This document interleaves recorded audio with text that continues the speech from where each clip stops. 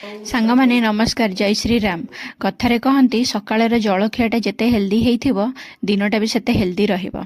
तो मु आज दिनटा स्टार्ट कली मो सान खुड़ी पठेइथिबा ढोकला और चटनी रो। ढोकला को ढक ढक करिकी खाइदेली। आ एठी मो पुओ भी कांदुची खाइबो बोली। आ आज ताकू देखिया पई आसीची तार नंदू मामा। मामा को देखिकी भणजा खाइबा पीबा भूली जाई ता सहित बहुत समय खेलिला। ताको खेलरे छाड़ी देई मु चली गली लंच प्रिपरेशन पाई। लंच रे आज थिला फ्राइड राइस आ दही रायता। परिबा पत्र सब काटिदेली।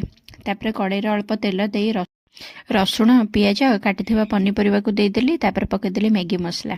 तापर सेथरे मो भात ऐड करदेली। हे गला रेडी फ्राइड राइस। तापर दही रायता बनेदेली। चली गलु मा पो हमें खाइबा पाई।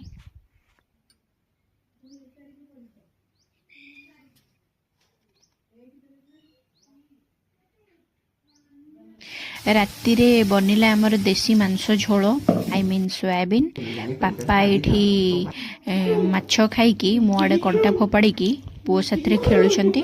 मु भी मुह मोड़ी कहीदेली मु हूँ निरामिष बिले मु खाइबी ना। आज एतिकी देखा नेक्स्ट ब्लॉग रे। सोई पड़िया चला